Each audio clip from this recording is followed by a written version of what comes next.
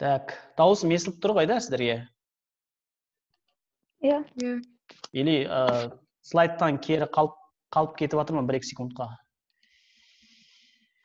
Так, хорошо, онда естіліп тұрған болса бастай берейік. 140 алу үшін ұбт-да 140 алу негізінде вообще қатты қиын емес. Бірінші слайдта көрсеттім ғой, 140 арман емес, мақсат деп. Бұл атаудың себебі де бар. Себебі көп балалар арман мен мақсатты негізінде бір шатастырып алған түсінікте бар. Қалай? Оқушылардан сұраймын ма келген кезде?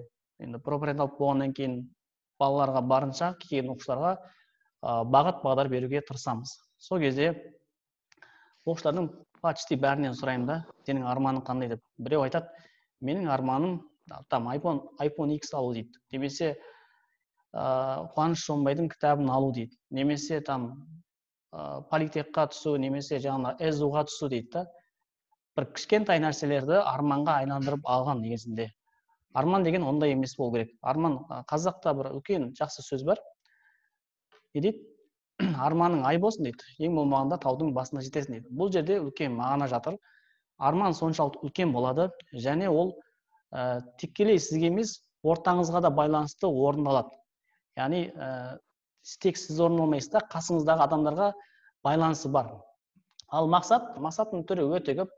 Жылдық, 10 жылдық, 20 жылдық, даже 1 сағаттық, 2 сағаттық, немесе бір өмір бойлық мақсаттар болады. Бұларға көп адам қатыспаса да болады, сіз өзіңіз жеке орындай аласыз. И бұл кішкентайда бола береді. Сол үшін 140 орындау өте оңай негізінде. Бір техникаларын білетін болсақ, орындау алу өте оңай. Сол үшін әдейі біз арман емес, мақсат деп қойдық. Сол үшін осылай кеттік. Енді келесі, ең бірінші нәрсе бізге 140 алу үшін сенім керек. Сенім болмаған жерде қалай айтсақ болады, еш нәрсе орындалмайды. Оны жалпы сенімді былай түсіндірейін сіздерге. Кез келген жетістік немесе нәтиже дейміз ба, неден туады? Бірінші, кез келген нәтиже, мысалға сіз ұбт-дан 146 деген, слайд көрініп тұрған шығар да, 146 дейтін болсақ, ол бір сіздің көрсеткен нәтижеңіз болып табылады. Нәтиже ненің жемісі? Бұл кез келген әрекеттің жемісі. Яғни бір әрекет болса, міндетті түрде оның жемісі болады, нәтижесі болады. Аз да болса да. Сіз 140 алдыңыз, ол сіздің ұбт-ға талмай дайындалған нәтижесі, әрекетіңіздің нәтижесі. Әрекет неден шығады? Яғни сіз отырып істей бермейсіз ғой. Бір жоспар құрасыз да. Так, мен ұбт-ға дайындалу үшін мынандай жоспар құрамын деп құрасыз. Содан кейін, жоспардан кейін, жоспар неден туады? Сізге ой келеді. Так, мен мысалға марафоннан қанша алуым келеді? Марафоннан бірінші орын алуым керек. Ол туралы ой келді сізге. Ойдан кейін жоспар келеді. Мен демек оған дайындалуым керек. Одан кейін әрекет керек, сіз жүгіресіз, дайындаласыз. И потом барып не істейсіз? Сізде нәтиже болады. Ал ой қаяқтан келеді бізге? Негізінде адамның ойына негізінде ғалымдардың зерттеу бойынша 1 секундта 4000-ға жуық ой келеді екен. Ойлаңыз, 1 секундта 4000-ға жуық ой. Бірақ егер осы 4000-ға жуық ой көзімізден шығатын болса, немесе аузымыздан бірдей шығатын болса, негізінде біздің басымыз жарылып кетуі мүмкін да. Сол үшін Құдай бізге не берген? Мынандай сүзгі, фильтр деген нәрсе берген да. Ол сүзгіден 5-6 нәрсе ғана өтеді. Енді сенімге бұның қандай қатысы бар деп айтылуы мүмкін. Сізге 140 алам деген сенім болмайтын болса, жақсы ой болмайтын болса, онда сізге 140 ала алмайсыз. Бұл жерде сенім соншалықты маңызды. Егер сіз осы 4000 ойдың ішінде неше түрлі ой бар. Мысалға 140 туралы ойласаңыз, сізге көптеген ойлар келеді, мысалға. Сенің қолыңнан келмеуі мүмкін. Немесе ала аласың, может деген сияқты. Қиындау ғой деген сияқты, осыған сияқты ойлай беретін болсаңыз, сізге есептеуге болады 100-200 ой кетуі мүмкін. Бірақ 4000 ой келмейді. Себебі сіздің белгілі бір қойған миыңызда сүзгі бар да. Енді ол сүзгі қандай болу керек? Бірінші, бағана айтқан сенім мәселесі, мен 140 ала алам деген сенім болу керек. Себебі адам не ойласа, соның жемісін көреді да. 140 алам деген жақсы ой болатын болса, 140 алады. Ала алмаймын десең, конечно, ала алмайсың. Егер мына жерде мысалға қазіргі бір актуалды нәрседен қояйық, мысалға өмір қандай деген сұрақты кейбір оқушыдан сұрасаң, өмір қиын деп жауап береді. Потому что ол жерде өмір қиын деген сөзгі бар, и ол сәйкесінше соншалықты нашар өмір сүреді кейінде. Мысалға бір таксист пен бай адамның оқиғасы бар, айтып берейін да. Бір таксист бір адам таксистке отырады. Отырған кезде өмір қалай деп сұрақ қояды да сол кісіге. Сол кезде таксист айтады, өмір өте қиын дейді да. Жолдар жаман, Қазақстан не болып кетті, коррупция болып кетті, жемқорлық бар деген сияқты айтады. Екіншісі, бір бай досының машинасына отырады. Отырған кезде ол айтады, өмір қалай деп сұрақ қояды. Өмір өте керемет дейді да. Бұл өмір, біз өмірге бақытты болу үшін келгенбіз. Менің арманым бір Нью-Йорктан бір офис ашсам ба деген сияқты үлкен бір арманын айтады. Қалай ойлайсыздар сіздер? Олар не үшін олай айтты? Таксисттің бірақ жағдайы жоқ, бай адамның жағдайы бар. Жауап бере аласыздар ма сұраққа? Жауап берсек, балалар, қыздар. Не үшін олай ойлайды дейсіз бе? Не үшін екеуі бір сұраққа екі түрлі жауап берді? Өйткені олардың сенімдері сондай, солай айналадан тек қана негатив көреді, солай ойлайды, сенеді. Өзіне сенімді, екіншісі өзіне сенімсіз. Да, енді сенім қатысы бар. Көп адам, енді бұл бизнес жағына кетіп қалады кішкене, бірақ өмірге әсер ететін нәрсе ғой. Көп адам сұраған кезде көп балалар жауап береді. Потому что ол кедей ғой дейді да, таксист жағдай нашар дейді да. Жағдайы нашар болғаннан кейін солай ойлайды дейді да. Ал анау бай адам бай болғаннан кейін енді не істейді дейді, ол ақша көп, сосын солай ойлайды дейді. Негізінде керісінше, бай адам солай жақсы ойлаған үшін, жақсы нәрселерге сенген үшін, өмірі жақсы, соншалықты бай болып өмір сүреді да. Ал кедей адам, бағана таксист, сондай бір негативный ойларға көп мән беретіндіктен, сүзгіде тек қана жақсы жаман ойлар болғандықтан, ол сәйкесінше жаман өмір сүріп жатыр. Яғни жаман ойлаған үшін таксист болып жүр да, ал бай жақсы ойлаған үшін бай болып жүр. Енді бұл ең алғашқы баспалдақ дейміз ба, қалай айтсақ болады? Өмірге 140-тың ең алғашқы баспалдағы сенім. Жақсы сенім болу керек. Мен 140 алам деген соншалықты бір сенім болу керек. Қалтаңда 100 теңге болса, немесе 1000 теңге болса, магазинге барып мороженое алам деген сенім бітіп қалады деген сенім болмайды ғой да. Бір Магнумға барасыз, мысалы, үлкен бір супермаркетке барасыз да, қалтаңда 1000 теңге бар, например. Сол кезде үлкен супермаркетте мороженое бітіп қалады деген сізде вообще ешқандай ой болмайды. Тура сол сияқты мен 140 алам деген үлкен сенім болу керек. Сол кезде ғана сізге 140 алудың жолдары өзі көрсетіле бастайды да. Бұл бірінші. Түсіндіре алдым ба балалар? Иә, түсіндім. Хорошо. Кеттік, олай болса, екінші. Екінші сенімнен кейін тек қана сеніп жүре беруге болмайды. Бәрі жақсы деген сияқты. Әрине міндетті түрде сенім пайда болды, 140 деген алам деген ниет пайда болды, ой пайда болды. Ойдан кейін сізде мақсат болу керек. Так, егер маусымдағы УБТ-дан 140 алу үшін сізде мартта уже 140 алып бастау керексіз ғой. Бірінші 140-ыңызды мартта алып бастау керексіз. Ол үшін әр айға қазіргі сіз деңгей анықтау сынағы деген нәрсе бар, немесе кез келген пробный аласыз, 5 пән бойынша тапсырасыз да жоспар құрасыз. Например, қанша алдыңыз? 60 алдыңыз, иә? И әр айға бөліп тастайсыз. Осы айда 60 болса, келесі айда 70, октябрьде 80, декабрьде 90 деген сияқты қойып, мартқа дейін 140 шығару керексіз. Одан кейін 140 шығару үшін не істейсіз? Бірінші, мен бүкіл 5 пәннің кітаптарын бітіріп шығамын. Немесе 1000 сұрақ Қазақстан тарихынан 5000 сұрақ жаттаймын бір айда болса. Математикадан 2000 сұрақ шешем. Немесе алғашқы 20 тақырыпты оқып бітірем деген сияқты бір жоспар құрасыз да. Енді жоспар құру мақсат деген бұл үлкен бір бөлек тақырып, негізінде 1 сағаттық кәдімгі. Оның бір лайфхактары бар. Қалай жоспар құрса ыңғайлы болады, қанша күнге жоспар құрған дұрыс. жоспардың орындалғанын қашан тексереміз, қай уақытта тексереміз, тексерілмесе не болады деген сияқты үлкен бір слайд, оны уақыты болса алдағы уақытта бөлісеміз.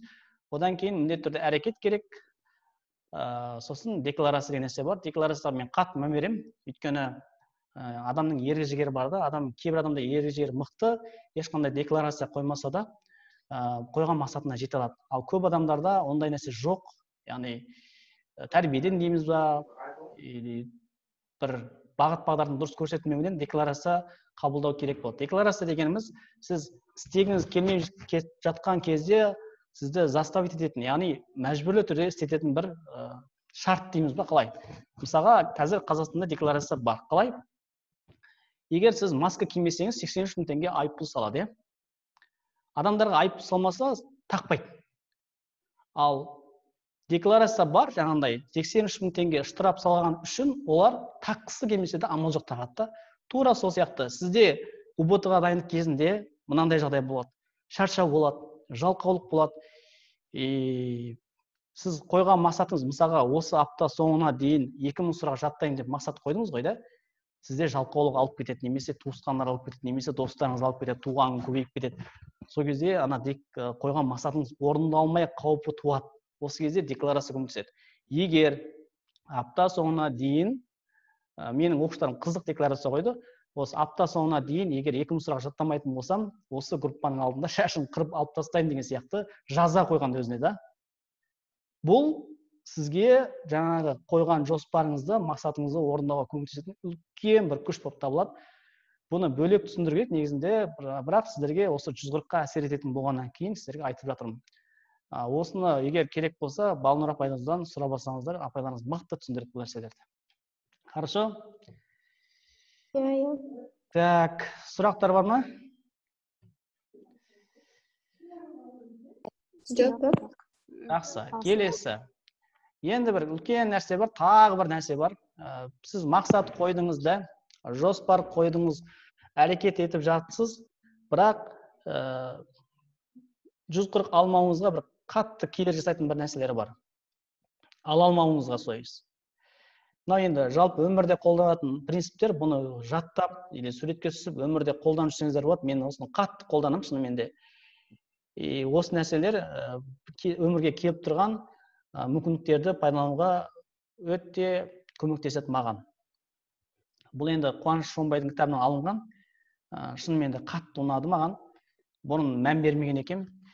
Өмір жалпы айтамыз ғой, мүмкіндіктерге толы деп, 140 алуға, танымал болуға, білмеймін, жетістікке жетуге, қалаған нәрселерімізді алуға, арман мақсатымызды орындауға үлкен мүмкіндік береді Құдай.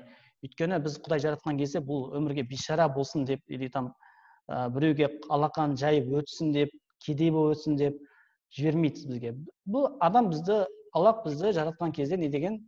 Бақытты болсын, бай, қуатты өмір сүрсін, бұл дүниеде деп жіберген.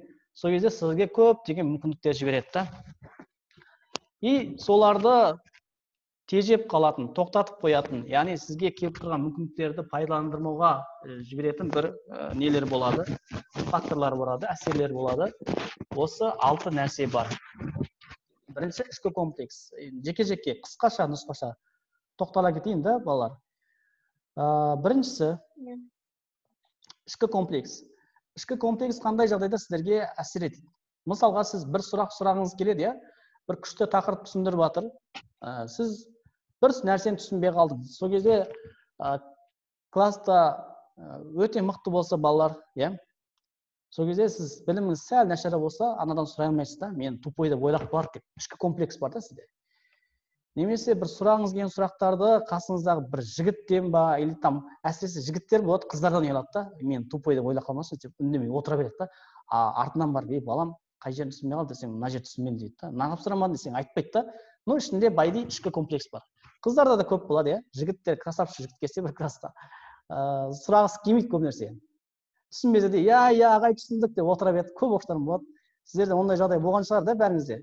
Ол мектеп кезінде менде де болған нәрсе да өмірде. Бұл ішкі комплексті жеңу керек. Ішкі комплексті жеңудің қырғын тәсілдері бар. Қазіргі Z сындары ғой, былайша айтқанда Z-тің басы сындары ғой сендер. Z ұрпақ сындар. ютубтан іздейсіздер ғой әрине. Ютубта көп деген бар. Ішкі комплексті қалай жеңу керек деген. Мен бір сіздерге тактикасын айтайын. Бір нәрсені 20 рет істеңіз. Өзіңіз істеңіз келмеген нәрсені 20 рет істеу деген нәрсе бар. Мысалға, адамдардың арасында сөйлей алмайсыз. Сізде сол кезде соткаңыздың бірінші бетіне қойып қойыңыз да, бірінші сөйлеуге тырысыңыз. Қинап, ішкі комплекс көбінде араласпағаннан кейін сөйлемегеннен болады. Мысалға, бағана красавчик жігіттің алдында сөйлемағаныңызбен келгеннен кейін араласқаннан кейін бір айдан кейін уже сіз ұялмайтын боласыз. Бірақ басында сондай көп ішкі комплекс сіздерге әсер ететін болады. Так, мынау жазып отқан баланы өшіріп тастайын да. Так, екінші сенімсіздікті айтып кеттім, балалар. Оны тоқтамай қояйық. Көп балалар 140 Алласын бәріңде Алламау деп ойлайды, бәрінде ой бар, бірақ ешқандай мақсат жоспар, бұл сенімсіздіктің нәтижесі. Ол кішкене де болса, егер шынымен мақсат жоспар анық болатын болса, ол демек сенімді деген сөз да. Кімде мақсат жоспар бар, әрине бұл қағаз түріне түсірілген.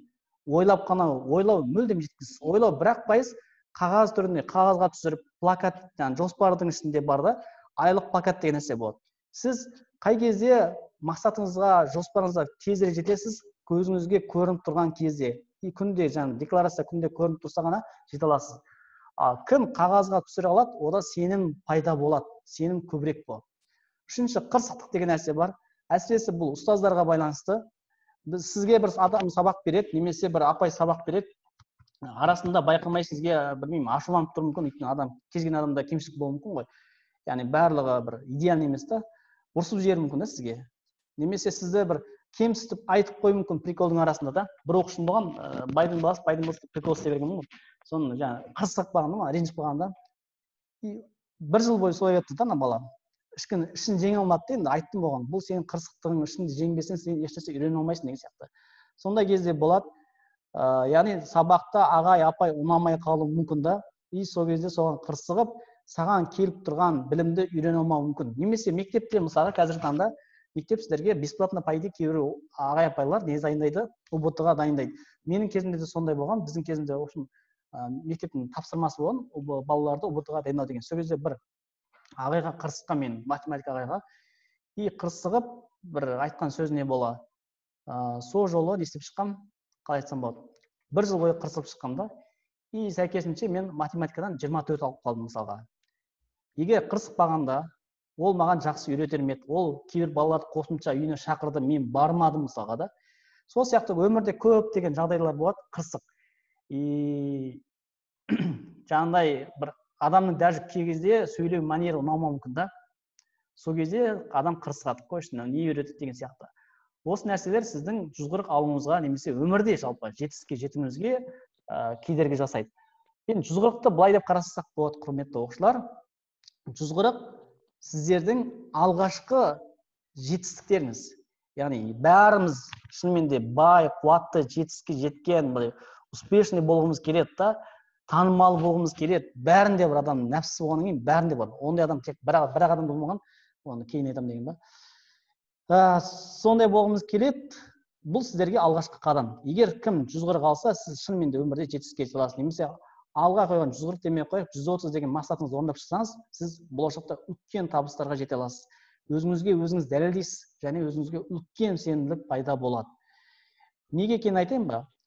Себебі біздің Қазақстанда көптеген мектептерде, былайша айтқан кезде, Қазақстан елімізде жалпы мектеп жасында жетістікке жету деген мектептің уақытында жетістікке жету деген нәрсе өте аз, жоқтың қасы. Кейбір жаңағыдай мектептерде болмаса, мысалы КТЛ-да, Назарбаев мектептерінде, немесе бағанағы платный мектептерде болады. Мектеп жасында уже жетістікке жетіп қойған, нәтиже шығарып қойған бір өмірден да. Өмірдегі орны бар оқушылар болады, олар өте аз. Ал көп 99% мектептің оқушыларында ондай мүмкіндік жоқ. Елімізде сондай бір менталитет бар дейміз ба, мүмкіндік бермейді. Яғни баланың мектеп жасында қабілетін ашуға, танымал болуына, жетістікке жетуіне жағдай жасалмаған, бағыт-бағдар беретін аура жоқ былайшында. Вот профориентацияның негізгі бағыты осы. Мектеп жасында да олардың жетістікке жетуіне жәрдем беру да. Төртіншісі, эго деген нәрсе бар, енді бәріңіз бетін шығарса, мен білем деген нәрселер болады. Кейбір оқушылар болады, мысалға физикада бастапқы тақырыпта түсіндіріп жатқан кезде уже біледі ғой, мен білемін деп отырады да. Сөйтіп өмір бойы демей ақ қояйын, 1 жыл бойы сөйтіп өтетіндер болады. Сәл білетін тақырып келген кезде мен деп отырады. Эгодан құтылмаған адам ешқашан өмірде жетістікке жете алмайды. Жетістікке деген кішкентай болса да жету мүмкін, бірақ анда анау ау вау дейтіндей бір адам таңғаларлықтай бір нәрсе айта алмайды, жете алмайды. То есть сас көкіректік деген осы нәрсеге қатысты жаңағыдай мен білем деген тек нәрсе бар, сосын жалқаулық. Енді жалқаулықты бәріңіз білетін шығарсыздар. Жалқау адам өмірге жетістікке жеткен емес. Бірақ мынандай сұрақ туындауы мүмкін сіздерде. Өмірде қатты бір талпынбаса да, не істемесе де, қиналмаса да, бір еңбек етсе де жетістікке жеткен адамдар бар ғой деп. Иә, бар.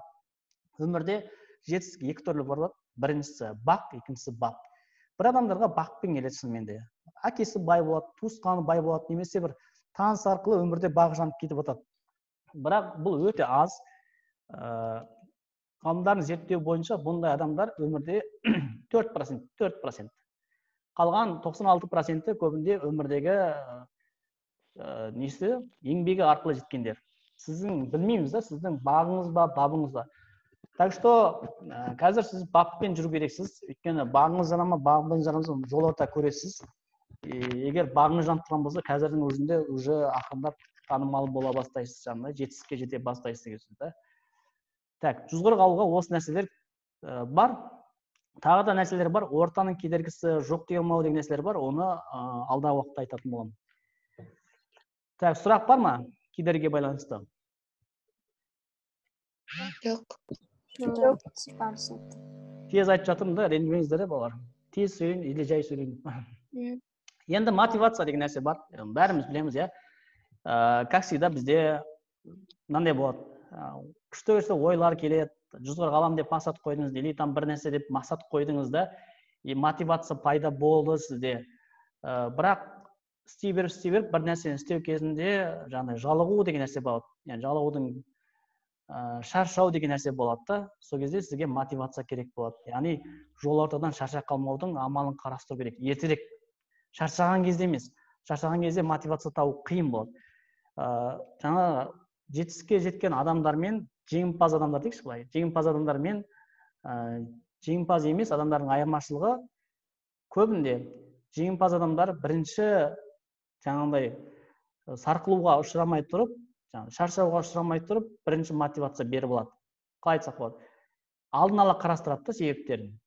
Ал жеңімпаз емес адамдар бірінші шаршайды, сосын барып мотивация іздейді сырттан.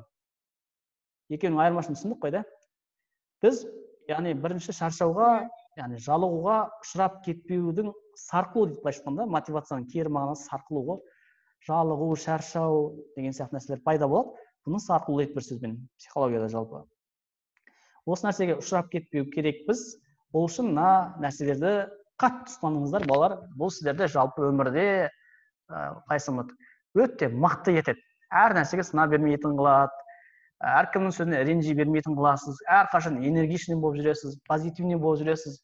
Адамдар сізге қарап үлгі ала бастайды, бұл нәрсені істейтін болсаңыз. Адамдар сізге қарап вау дейтін болады. И өзіңізге де күшті сенімділік пайда болады. Көзқарасыңыз өзгереді. Басқаша әлем бар екеніне сене бастайсыз да. Анау құдық сияқты құдықтан шығасыздар. Құрбақа аспанды көріп торғайға айтқан ғой. Аспан деген қандай десе, аспан деген дөңгелек деген да. Яғни құрбақаның көзі дөңгелек қана көрген да. Ал торғай айтқан аспан деген вообще шексіз деп айтқан да. Яғни сол сияқты көзқарастарыңыз өзгере бастайды. Бірінші дұрыс тамақтану. Дұрыс тамақтану деген кезде енді ол білмеймін, ютубта ма неде көп қой да, өте көп та. Ақпараттар өте көп балалар. Қалай тамақтану керек, оның бәрі көрсетілген. Оны ютубтан или там жеке бір семинар ретінде қарастыру керек негізінде. Сол үшін дұрыс тамақтанбаған адам ешқашан мотивация ала алмайды. Бірінші айтайын. Сосын дұрыс ұйқы. Дұрыс ұйқы дегенде ең басты айтатын нәрсе тұрақты ұйқы. УБТ кезінде тұрақты ұйқы өте маңызды. Сағат 11 мен 6-ның арасы өте маңызды ұйқы. Егер ол уақытта істемейтін болсаңыздар, ұйықтамайтын болсаңыздар, сіздерге бірінші ұйқыңыз дұрыс болмайды, қанбайды, шаршап жүресіз. Екіншісі әсер ететін ең үлкен нәрсе бар, бұл не? Бұл сіздің памятыңыз нашарады. Так. Яғни есте сақтау қабілетіңіз өте нашар болады. Одан кейін жаңағыдай ешқашан бір ұйқыңыз қанбай жүрсе, бір сабақ оқу деген нәрсені ойламай қойсаңыз да болады былайша айтқанда. Дұрыс тамақтану кетті, тамақты уақытында, мөлшермен 3/1 деген нәрсені сақтасаңыздар болады. Асқазанды 3/1 нәрсеге толтыру. Біріншісі тамаққа, бір бөлігін суға, бір бөлігін ауаға алдыру керек. Немесе сіз сабаққа барған кезде не тамақты ойлап отпауыңыз керек, немесе тамақты қорытуды ойлап отпауыңыз керек. Көп балалар завтрак ішу керек дейді да, той болады да, тамаққа келіп бүйтіп қарнын сипап отырады, деп бұл адам түсінбейді. Немесе аш болады, сабақ тұтқан кезде тамақ ішкісі келіп жатады да, ол адам да сабақ түсінбейді, абсолютно түсінбейді балалар. Осылай кіруге болады жеке-жеке, бірақ уақыт көпке дейін деп тұр, маған да уақыт аз қалды да. Дұрыс демалыс деген нәрсе бар. Дұрыс демалыс енді қалай болады? Балташы мен екі орманшының әңгімесін білесіздер де балалар. Естімеген болсаңыздар айтайын, естіген болсаңыздар бір қайталап. Екі орманшы болады, біреуі қарт, біреуі жас болады. Жас качок болады, жас болады. Сөйтеді, ол өз күшіне сенеді да, пытырлатып шаба бастайды. Дем алмайды бәштіңді. Ал қарт болса, арасында демал болады. Жасқа қарағанда кішкене азырақ шапқан сияқты көрінеді. Бірақ апта соңында есептейтін болса, қарт, яғни қария кісінің шапқан орманы, ағашы өте көп шығады.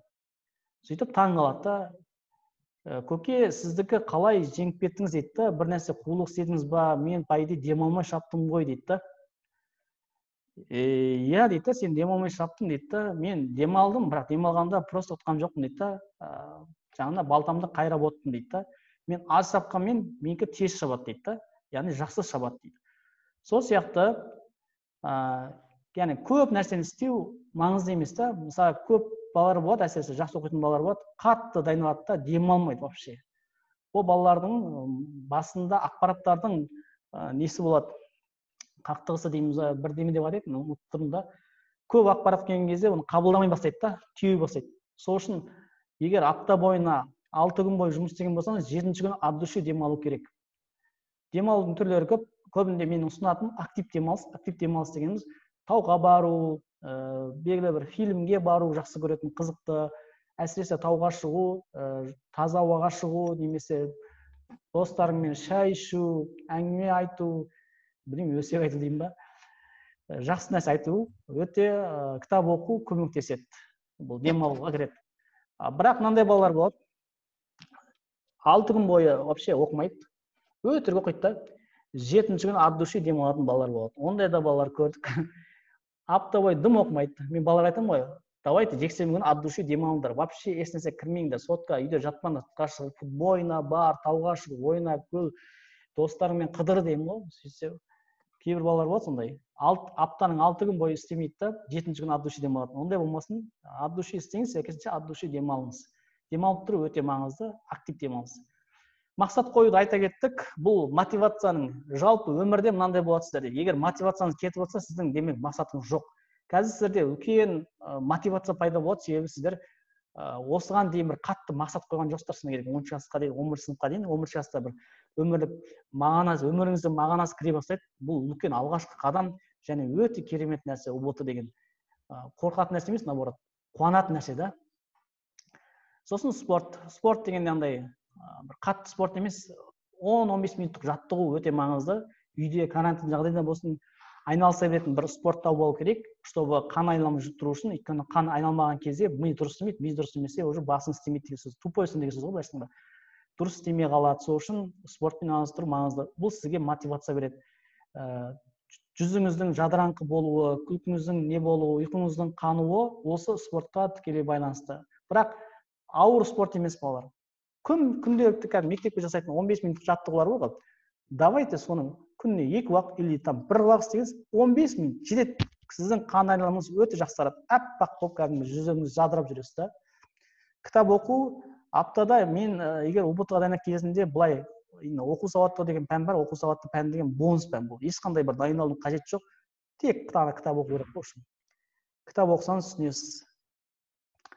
Кітап оқу сіздерге үлкен мотивация береді. Сіздің өмірлік жеке принциптеріңізді қалыптастырады, өмірлік жеке ойларыңызды қалыптастырады. Көп оқушыларда қазір өзінің ойы жоқ, өзінің жеке ойын айта алмайды. Мысалы, бір нәрседе жеке пікірін айта алмайды, немесе жеке пікірі жоқ. Ортада былай абырой жоқ көбінде, мысалы, сыйлай ма, сыйламай ма, немесе сияқты өзінің бір алған бағыт бағдар жоқ өмірде былайша айтқанда. Оған көмектесетін нәрсе тек қана бір нәрсе бар, кітап оқу. Енді қандай кітап таңдау керек, ол бөлек нәрсе, айтпай ақ қояйын қазір. Дұрыс орта, бағанағы неге байланысты айта кетеді, кедергінің бір түрі бар, негізі орта деген нәрсе бар. Мен бірақ мотивацияға енгіздім жақсы жағына. Кедергі газдағы шайнек қалай қайнайды? Егер астындағы от жақсы болса, өте жақсы тез қайнайды да. От нашар болса, дұрыс тимейтін болса, ол қайнамайды башында. И шай ішкенде бір түрлі болып тұрады. Самауырда қайнатқан шай мен газда қайнатқан шай бір түрлі ғой, екеуінің дәмі басқаша ғой. Тура сол сияқты сіздің айналысатын, араласатын ортаңыз өте маңызды. Егер сізде ортаңыз нашар болатын болса, онда сіз ұбт-ға дайындықты 140 алуды армандамай қойсаңыз да болады. Ондай ортадан бір тікендер арасынан бір гүл шығатын адамдар болады. Бұлар өте бірақ тума дейміз, Аллахтың бір берген бір қасиеті бар адамдар. Олардың семьясында тәрбие болған, басқа болған, ондай адамдар бірақ өте аз. Егер сондайдан қатарында болсаңыз, өте керемет, конечно. Бірақ өкінішке қарай, ондай адам 99% ғой, жоқ қой, бірақ пайыз болады ондай адам. Жаңа Стив Джобс сияқты адамдар ғой. Теп бір бермесе жоннан алатын адамдар да ортаға байланысты қарамайтын. Бірақ біздің ортасында енді орта деген нәрсе страшно, өйткені бізде жұрттың баласы деген нәрсе бар, ол уже ортаның нашар екенінің белгісі. Енді қалай айтсақ болады? Орта сіз өзіңіз оқитын, өзіңіз сияқты мақсаты бір, арманы бір, сізге әрдайым мотивация беретін орта таңдай алу өте маңызды. Ең болмағанда сыныптың ішінен бір жақсы оқитын балалардың қасында жүру керексіз. Әйтпесе сізге ешқандай мақсат болмайды. Немесе егер курсқа бара алатын болсаңыз, сондай бір курстар таңдаңыздар, жақсы, достық сияқты, білмеймін, орта қатты көмектеседі. Мысалға, көп адамдар бизнес тренингтерге барады. Көп адамның айтатында сол да, адамдар бизнес тренингке барып, не істейді осы деп түсінбейді да, бай болып кете ма деп, бай болып кеткен жоқ қой деген сияқты. Бұл жердегі негізгі мақсат әрине бір нәрсе ақпарат алу ғой бірінші очередте, бірақ екінші бір өте маңызды нәрсе бар, орта таңдайды адамдар. Адамдар өзі сияқты бизнес тренингке қанша 10 мың деп, 20 мың деп ақша төлейді, чтобы өзі сияқты ойлайтын адамдарды қасына алу керек. Адамдар осы нәрсені ескермегеннен кейін тек қана бірінші нәрсе, тек қана мотивация или тек қана бір ақпарат, информация алу үшін барғандықтан ол жерде өзіне керек нәрсені ала алмай өмірде жетістікке жете алмай жатады. Екінші нәрсені ұмытып кетеді, яғни орта деген. Көп адамдар жақсы мықты бизнес тренерлерді или там мықты успешный адамдар тыңдайтын болсаңыз, Марғұлан Сейсенбай мысалға, мен Қуаныш Шонбай сияқты, тағы кім бар? Әлібеков сияқты, мысалы Қайрат Құдайберген сияқты, көптеген Сырымбек Тау сияқты мықты ағалар бар ғой. Да? Қыздар жаңа қатты білмеймін енді өзім тыңдайтын адамдарды. Сол кісілердің айтатын нәрсесі, немесе бағана жасампаздардың жеті жағдасы, Стивен Кови дейма, тағы дейма, Джек Ма, Роберт Кийосаки сияқты адамдардың кітаптарын оқыған болсаңыздар, сол жерде айтады, орта өте маңызды. Адамдар ақшаны тренингқа төлемейді, ортаға төлейді деп. Сол сияқты сіз өзіңіз сияқты оқитын адамдардың қасына бармасаңыз, сізге әрдайым мотивация болып тұру қиын. Енді бесінші нәрсе айтпаса да түсінікті, хобби. Хобби бұл сіздің шығармашылық жағыңызды басқаларынан ерекше ететін нәрсе. Бұл ең болмағанда бір гитара тауып, соны анда-санда бір дарылдатып қойсаңыз, ол да сізге бір мотивация болады. Хорошо? Түсіндіре алдым ба балалар? Хорошо, кеттік. Енді соңғысы, содан кейін сұрақтар қойсаңыздар, уақыт кетіп отыр. Лайфхактар, бұл білмеймін, достыққа келсеңіздер енді куратордарыңыз айтатын шығар, бірақ белгілі пәндерде ұбт-ға дайындалу кезінде лайфхактар өте көп негізінде. Интернеттен қарасаңыздар, YouTube каналдарда өте бар, немесе білмеймін, курстар қазір ұсынып жатыр ғой, неше түрлі лайфхактар. Оларды керек, потому что сізде ұбт-ға дайындық кезінде 1 балл, 2 балл деген нәрсе өте маңызды болады, балалар. Сіздің 1 балл алсаңыз 130 болады. Менің талай оқушым, мысалы 2017-те 3 балл жетпей қалды, 2018-де 2 балл жетпей қалды деген сияқты ғой. 2019-да вообще 1 балл жетпей қалды деген сияқты ситуациялар көп болды да. И сол кезде осы нәрселер лайфхакта сіздерге көмектеседі. Мысалға, қай пәннен бастау керек деген сұрақ бар. Сіздерге сұрақ қояйын. Қай пәннен бастаған дұрыс? Тест шешу кезінде. Ручка кім тасыпсан? Оңай пәндер. оңайынан деп айтады. Да, андай жақсы, сіздерде жақсы түсінік бар сияқты, негізі дұрыс. Өзіңізге ұнайтын пәннен бастау керек. Сіз өзіңіз жақсы көретін пәннен бастау керек. Мысалға, мен физиканы жақсы көремін, демек физикадан бастаймын. Сосын, бірақ андай нәрсе жоқ та, бірінші сол пәнді до конца бітіру деген нәрсе жоқ та, балалар. Олай қалыпты түсінік бар болса, оны алып тастаңыз. Бірінші не істейсіз? Бүкіл пәндердің, қай пәннен бастасаңыз да, оңай пәннен бастадыңыз, жақсы көретін пәннен бастадыңыз, бүкіл пәндердің А деңгейіндегі сұрақтарды шешіп тастау керек та. А деңгейі деген где-то УБТ-да 140 балдың, яғни 130 сұрақтың 60% болады. Егер А деңгейі деген сіз бір қарағанда сұрақты білесіз, жауабын 100% болмаса 80%-ға жауабын гарантия білесіз да, балалар. И және есептер болса бір қарағанда тез шеше аласыз. Отырмайсыз 5-10 минутта. Сондай сұрақтарды А деңгейі дейді. Мұндай сұрақтар негізінде А деңгейінің сұрақтар жалпы 60% болады. Бірақ енді сіздің оқу деңгейіңізге байланысты ол аз да болуы мүмкін, көп те болуы мүмкін. Екінші Б деңгейі сәл 2-3 минут ойланасыз. Бұл Б деңгейі деп аталады. Сосын С деңгейі болады, сіз біраз ойлансаңыз шығара аласыз. Яғни бүкіл пәндердің бірінші тарихтан бастаңыз, А деңгейін шешіп шығасыз. Сосын ол 5 сұрақта болуы мүмкін, 10 сұрақта болуы мүмкін. Потом оқу сауатына кешесіз, оқу сауатынан А деңгейі 4 сұрақ кетті, сосын мат сауаттылықтан 5 сұрақ кетті, сосын математикадан 7 сұрақ кетті, физикадан 8 сұрақ кетті деген сияқты шешіп тастайсыз А деңгейін. Одан кейін Б деңгейі, ол да әртүрлі болады. Бір адамдар 2 сұрақ, бір адамдар 10 сұрақ болуы мүмкін Б деңгейі. Сосын С деңгейі сіз ойлансаңыз, ұмытып қалған болуы мүмкін, соны шеше аласыз. Д деңгейі деген болады. Д деңгейі мен С деңгейін наугад белгілеуге болады айтпақшылар, наугад мәселесінде. Сол кезде егер сіз деңгей бойынша шешетін болсаңыз, мынандай проблема болмайды сізде. Бірінші, уақыт жетпей қалды деген әңгіме айтпайсыз. Көп балаларда, мысалы, физика ең соңында тұрады ғой, и мынандай проблема туады менде. Пайда бірінші сұрақ қарайын физикадан, оп-оңай да балалар. Балам, не шеше алмадым десем, айтады, ағай, уақыт жетпей қалды. Потому что ол математикаға 5 сағат отқанда, 5 сағат, өзі 3,5 сағат қойды. 3,5 сағаттың 2 сағатын математика жұмсаған, 1 сағатын оқу сауаттығына немесе мат сауаттыққа жұмсаған, аржанда физикаға немесе басқа бір таңдау пәніне жетпей қалған да. Ондай болмайды. Сіз А деңгейін шешкеннен кейін бүкіл шешіп шығасыз, яғни оңай сұрақ болса жер алмайсыз. Екінші, жаңа оңай сұрақ болса да өткізіп алмайсыз. Өйткені сіз оңай сұрақтардың бәрін шешіп тастадыңыз, яғни қателесу мүмкіндігіңіз азаяды. Сіз асыққан кезде уақыт жетіп тұрса, мысалға, кейбір балаларда мынандай қалады да, соңғы пәнде асыққаннан кейін қарасаң пайда оңай сұрақ, бірақ асығыстық есебінен ол сұрақты қате жібереді. Яғни бұл 140 алуға кедергі жасайды. Сол үшін 140-та неғұрлым асықпай керек, асықпау керек, және өзіңді успокоить етіп, барынша жандай, қалайша айтады, стандартный күйге келтіріңіз керек қой. Кәдімгідей бір кафеде отырған сияқты, спокойно отырсаңыз ғана сізге шешудің оңай жолдары келеді, қателеспеудің оңай жолдары келеді яғни. Сосын сұрақтарды қалай шешкен болады? Кейбір сұрақтардың бір лайфхактары болады, который мысалға бір тарихтан сұрақ қарайсыз, ұлы отан соғысы қай жыл болды деген сұрақты айтады. Например, айтайын да, бәріңіз білетін шығарсыздар. И сол кезде бір қарасаңыз жауап 1945 сияқты, бір қарасаңыз 46 сияқты болады, бір қарасаңыз 47 болады. Осы кезде қайсысын белгілейсіз? 45. Осы кезде мынандай лайфхак бар.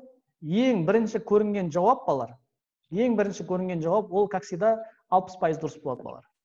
Егер сізде қарасаңыз сұрақтар әр қараған сайын спорный бола беретін болса, тауып алмай жатсаңыз, немесе 2-3 спорный жауаптар болып тұратын болса, бірінші қайсысы сіздің ойыңызға келді қараған кезде. Өйткені мынау көздің памяті бар, зрительный память деп қояды, сол как всегда бірінші намек жасайды бірінші жауапқа. Хорошо, осы кезде осы тәсілді қолданасыздар. И үшінші бір тәсіл бар, үш айналым тәсіл деген бар. Бір сұрақты қарайсыз, сіз вообще есіңізде жоқ. Бағана сұрақты айтайық, мысалға, қазақ хандығы қашан құрылды деген сұрақ болсын. Пайда білетін сияқтысыз, немесе ұмытып тұрсыз да. немесе математикадан бір сұрақ бар, шығарасыз, по идее оп-оңай сұрақ, шеше алмай жатсыз да ананы. Ну, қарасаң оп-оңай сұрақ. Әсіресе мына физика пәнінде өте көп болады. По идее оңай сұрақ шеше алмайсың. Менде даже мынандай болады. Сабақтың үстінде күнде шығарып жүрген есебімді қараймын, шығара алмай қаламын да. Ол адамда андай болады. Құдайдан келетін не деуші еді, анау бір илхам деуші ме еді, бірдеме дейтін еді ғой. Сол сияқты бір аян дей ма, аян ба келіп тұрады да адамға, ой келіп тұрады ғой, шынын айтқан кезде. Жақсы ой, шешімдер келіп тұрады. Ол кейде келмей қалады да, вот именно. Анау тақтаға бір сабақта болған, ең алғашқы ұстаз болып жүрген кезде бір 40 минут бойы бір есеп шығара алмаған ғой. Сөйтіп барып, шай ішіп отырып, бір қарап қалсам, байды оп-оңай есепті бір шаманы өзгерту керек екен, бұл есеп шығып тұр да жауабы. Сол сияқты бір шабыт келмей жатты, шабыт сіз айтсам дұрыс болады сияқты. Осы кезде не істеу керек? Жаңа қиналған сұрағыңызды тастап кетесіз да, басқа пән шешесіз. Мысалы, математика шешіп отырсыз ғой да, и тарихқа ауысып кетесіз. Тарихтан кейін 5-6 сұрақ шешкеннен қайтадан сол сұраққа келесіз. Тағы шеше алмайсыз ба? Тағы да 5 минут тастап кетіңіз да, қайтадан келіңіз. Яғни бір нәрсеге көп уақыт жоғалтпаңыз. Бір сәл ойланасыз, шығара алмайсыз ба, ауысып кетіңіз басқа пәнге, немесе басқа сұраққа ауысып кетіңіз, қайтадан айналып келіңіз. Солай 3 рет айналып кететін болсаңыз, сізде жақсы не болады? Айтсақ болады. Жақсы прогресс болады. Сосын тесттің алдына не істеу керек деген мұны ұбт-ның YouTube тақтасында топ тұршы, қандай тамақ ішу керек, қалай болу керек, негізі стандартын жағдайды құртпау керек. Сосын мынандай лайфхак бар. ұбт азанда болады көбінде болар. Азанда сағат 9 мен 2-нің арасында, 10 мен 2-нің арасында болады. Сол үшін тест деген нәрсені азанда шешіп үйренген дұрыс. Бір жылы лицейлердің, бір қазақстандық лицейлердің балалары Америкада ғой деймін, өтірік айтпасам. Бір неден оқыған, бір жаңалықтардан оқыған. Олимпиададан вообще орын алмаған да Қазақстан. Аналар барады да, бәрі алтын, күміс алып келеді. Таң қалады да, қалай сен бір қаншама жыл болды бұл олимпиадаға қатысып жатыр, сендер қалай алып келдіңдер деген ғой. Сөйтсе, ұстазы андай өте жақсы креативный адам болған ба, мықты адам болған ба, шақында. Зерттеген ғой үшін. Қалай ала алмайды дегенде біздің балалар дайындалады, по идее деңгейлер бірдей сияқты. Сөйтсе, олардың уақыттары басқа ғой бізде. Біз ұйықтап жатқанда олар тұрады, біз тұрып жатқанда олар ұйықтайды деген сияқты. Сөйтіп қазақстандық балалар осы жақтан барады, ана жаққа барған кезде Американың, жаңа елдің несіне уақытына үйрене алмайды екен да, ұйықтап жататын уақытта тест жазады. Ойла, сен сағат 12-де тұрғызып, олимпиада алса, немесе ұбт болса, сен жаза аласың ба? Жаза алмайсыңдар ғой да, бала. Сол сияқты, сол үшін бір ай қалған кезде бір сондай тәсіл бар. Бір ай қалған кезде азанда 9-да тұрып, 2-ге дейін қозғалмай отырып, жаңағы мектеп формасын киіп алып деймін, не дейді. Как бы ұбт-ның аурасын қалыптастырасыздар да, күнде тест жазасыздар ғой. Хотя бы бір апта жазасыздар ғой. Сөйтсеңіздер, барған кезде сіздер отырып күнде ұбт барған кезде сіздер кәдімгі бір кафешкада отырған сияқты отырып жазасыздар да. Өйткені күнде істеп жүрсіз ғой нәрсені. Қиын болмайды да. Балалардың қиналатын нәрсесі сол. Күнде түстен кейін көбінде мектептерде тест түстен кейін болады, немесе сағат 12-11 кезінде болады, түс кезінде болады. И азанда болмайды. Және ол күнде болмайды да, өкінішке қарай. Сол үшін балалар барған кезде жаңағыдай кейбір балалар дәрісі 3,5 сағат отыра алмайды да, отырып үйренбеген да потому что. Сіз бір ай қалғанда солай істейтін болсаңыз, ана ұбт-ны былайша айтқанда шемішкесіз шығасыз, және 140 алуға болады, гарантия берем болар. Тағы да басқа лайфхактар бар, оны YouTube-тан қарап аласыздар, немесе басқа семинардан көреміз. Лайфхактар деген бөлек бір семинар негізінде ашып көрсетсек болатын еді, бірақ өкінішке орай қысқа болып тұр да. Так, құрметті оқушылар, бүгінге осы, кажется, сіздерге пайдалы болған шығар деп ойлаймын. Егер сұрақтарыңыз болса, жеке қойсаңыздар болады. Мынау астында тұрған менің Instagram парақшам бар. Сол жерде бармыз. Сұрақтар бар ма? Қазір қойсаңыздар болады. Қанша уақыт бар? Әлі 2 минут уақытымыз бар. Сұрақтар жоқ. Бәрі түсінікті, рахмет. Рахмет, барлығы түсінікті. Мысалы, бірдеңе сұрайын едім. Мысалы, көбіне осы 11 жасқа келгенде осы әртүрлі адамдардан отбасыдан, жан-жақтан әртүрлі давка болады, типа ана пән таңда, мына пән таңдама, анау бол, мынау болма деген кезде. Сөйтіп, жаңа типа уже мен өзім де ойланып қаламын да, адасып не болам, кім болам деп. Ол сондай жағдайда сіздің бірінші айтайын, сіздің кінәңіз емес, ол ата анаңыздың кінәсі, ренжімеңіз. Потому что бағана айттым ғой, Қазақстанда баланың өзін табуына мектеп жасында мүлдем көмектеспейді негізінде. Заставить етеді былайша айтқанда бізді ше, ананы оқы, мынаны оқы, ананы таңда, мынаны таңда. Өте қиын жағдайдамыз, өкінішке орай ше. Сол үшін біз ата анамыздан дұрыс түсіне алмаймыз, немесе мектептегі аға апайдың өзі бізді дұрыс түсіне алмайды, потому что олар X пен өскен, біз Z пен өскенбіз да. Енді бұл жағдайда не істеу керек деген сұрақ болады. Қазіргі таңда біздің Edukon компаниясы немесе Балнұр апайдың несі бар, пропарентология деген бағыт бар. Бұл осы жағдайда алып шығуға көмектеседі. Арнайы біз осы проблеманы Қазақстанда көріп жатырмыз да. Балаға қарай пайды өте мықты айтишник шығады. Бара аппаратта, бірақ неге сақ қойған, юрист боласың, біздің үйде потому что юрист жоқ дейді да. Баладан пайды өте мықты ұстаз шығады, бірақ оны айтады, біздің үйде дәрігер жоқ, сен дәрігер бол дейді да. Сондай ата-аналар көрді да, ішіміз ашиды да, шыны керек. Сол үшін осындай бағыт болды. Бұны орысша сайттарда бар, пропарентология, бірақ оның өзі жақсы емес, тек қана Еуропада жақсы бұл. Еуропада не істейміз ғой да, бала қай пәнге барғысы келеді, жақсы көрген пәнін ғана оқиды деп. Бұл абсолютно дұрыс нәрсе. Өйткені адам бүкіл нәрсеге қабілет болмайды. Құдай бізді жаратқан кезде мынандай нәрсе істейді. Сіздерге жалпы мамандық таңдаудан лайфхак болсын. Өмірде бір бейшара өтпес үшін сіздерге не болады? Как всегда бір не береді? Бізге 3-4 талант береді бойымызға. Может, дизайнер сіз жарсыз, может, үлкен бір спортсмен шығарсыз сияқты. Осы сияқты бір 3-4 қабілет береді. Бір ғана емес, 3-4 қабілет береді. Кім оны аша алады, көрсете алады, өз бойынан таба алады, сәйкесінше оған қызығады және оған жақсы көреді. Бұл бірінші белгісі. Екінші, ол өмірде міндетті түрде деген бұл 80-90 емес, 100% жетістікке жетеді. Бақытты бола алады. Бақытты болудың екі кілті бар. Біріншісі айтпай қояйын, екіншісі осы сүйікті нәрсемен айналысуда балалар. И осы кезде сіз өзіңіздің бойыңыздағы қабілетіңізге сай, қызығушылығыңызға сай нәрсені таба алу керексіз. Ата-ананың басты міндеті сіздердің материал жағдайларыңызды қамтамасыз ету емес, бұл жерде сіздің қабілетіңізді ашу керек. Сіз аш болсаңыз да, қабілетіңізді тапсаңыз, сіз аш болмайсыз, кейін аш болмайсыз да. Сол сияқты сіз енді ата-анаңыз көмектеспеген болып тұр ғой бұл жерде. Енді маған да көмектескен жоқ, шыны керек. Біз өзіміз танып түсініп жатырмыз да, ойбай, осындай екенбіз ғой деп ше. Мен мысалға 28 жасымда дизайнерлік қабілетім бар екенін білдім да, мысалға. Жаңағы пропарентологияға барып, өзімді зерттеп былай мысалға да. Ол нәрсе қалыпты жағдай. Ол сізде ғана емес кім. Жалпы процентпен алғанда Қазақстан 80-90% оқушыларында ондай нәрсе бар. Ауытқып кету мәселесі өте көп. Өйткені түсіне алмайды. Бала өзін таба алмай жатыр да, қай жерге қоянын білмей жатыр да. Абай атамыздың сөзі бар ғой, сендегі кірпіш дүниеге тетігін тапта барқалан деген нәрсе бар, Ол жерде адам кірпіш бір жерге барып кіру керек та, яғни өзін табу керек та. Бұл сезім сізде бар, бұл бүкіл оқушыларда бар, почти. Олар өздерін таба алмай жатыр. Ол үшін пропарентация деген нәрсе көмектеседі. Ол үшін арнайы тесттер бар. Егер жақсы нақтырақ мәлімет керек болса, Балнұр апайыңызға хабарласыңыздар, ол кісі сіздерге платный, бесплатный версиясын ұсына алады.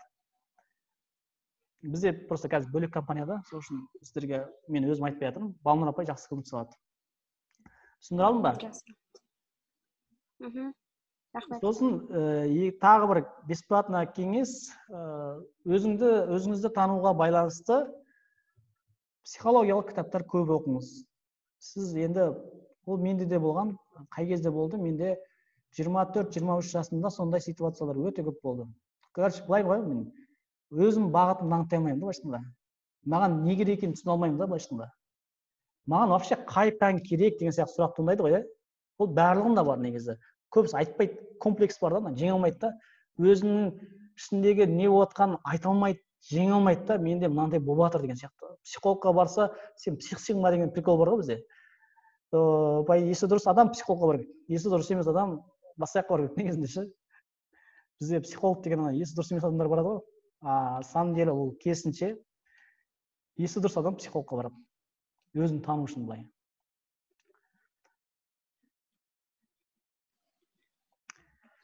Басқа? Сұрақ бар ма, балалар? Жоқ, басқа сұрақ жоқ. Рахмет, барлығы түсінікті болды. Жақсы, сау саламатта болыңыздар. Егер қайталап көру керек болса, бұны мен неге қоямын? YouTube каналыма ссылкасын жіберейін, кейін көрсе болады, хорошо? Сау болыңыз. Жақсы, Рахмет. сау саламат. Пока.